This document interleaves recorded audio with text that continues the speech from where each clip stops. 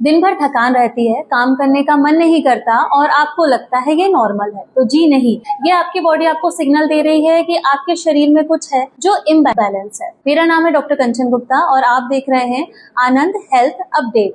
आज मैं आपको बहुत सरल शब्दों में बताऊंगी कि कैसे आपके शरीर में जो थकावट आप महसूस करते हैं उसे आप ठीक कर सकते हैं। इसके कारण क्या हैं, आपको क्या डाइट फॉलो करना चाहिए, इसे ठीक कैसे करना है और कब जरूरत है आपको अपने डॉक्टर से मिलने की। सबसे पहले वीकनेस क्या है। वीकनेस कोई डिसीज नहीं है, यह एक सिम्टम्स है जो आपको बताती है कि आपकी बॉडी में कुछ है जो कम है, या तो आप जो खा रहे हैं उसका न्यूट्रिशन आपको सही से नहीं मिल रहा है, एनर्जी कम है, या फिर बॉडी में रिकवरी ठीक से नहीं हो रही है। अब जो रियल मेडिकल कॉज हो सकते हैं उसे हम थोड़ा सा विस्तार से समझते हैं।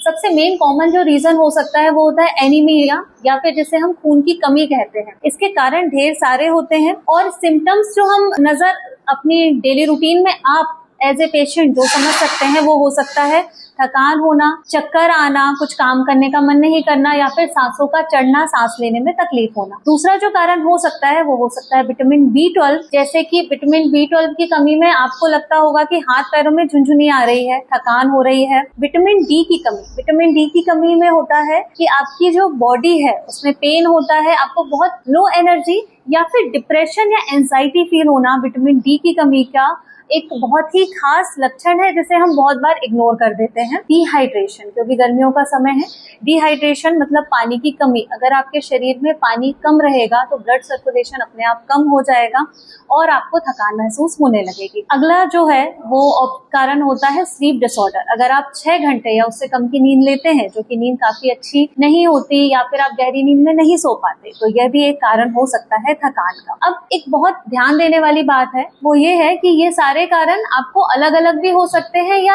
एक शरीर में इसमें से 2 या 3 से ज्यादा कारण आपको साथ साथ मिल सकते हैं जिसके कारण आपको थकान महसूस हो रही है। जो सिम्टम्स आप और नोटिस कर सकते हैं वो हो सकते हैं हेयर फॉल होना, नाखूनों का टूट जाना, मूड लो रहना, कंसंट्रेशन नहीं कर पाना, कुछ काम करने का मन नहीं करना। यह साइन है कि आपके शरीर में कुछ डिफिशियंसी है। हमें इसे ठीक करने के लिए जो सबसे आसान काम करना है वो है अपनी डाइट को सुधारना। डाइट में सबसे आयरन के लिए आपको लेना है पालक, चुकंदर। खाना खाने के बाद हमेशा थोड़ा सा गुड़ खाएं, इससे हमेशा आपका हीमोग्लोबिन मेंटेन रहता है। प्रोटीन में जो लोग वेजिटेरियन है स्पेशली उनके लिए, वेजिटेरियन लोगों में हमेशा आपका प्रोटीन थोड़ा सा कम हो जाता है, तो आपको दाल, पालक, चने, भिगोए हुए जो चने हमारे पुराने जमाने से हम हमेशा सुनते आ रहे हैं कि सुबह मूंगफली और चनों को रात भर भिगो के रख दें ओवरनाइट और उसे सोक्ड जो चने होते हैं उन्हें खाएं। ये प्रोटीन का बहुत अच्छा सोर्स है। फ्रूट्स में आप बनाना और एप्पल ले सकते हैं। बनाना रिच इन मैग्नीशियम जो आपके लिए काफी फायदेमंद होगा। नट्स में बादाम, वॉलनट्स हमेशा लें।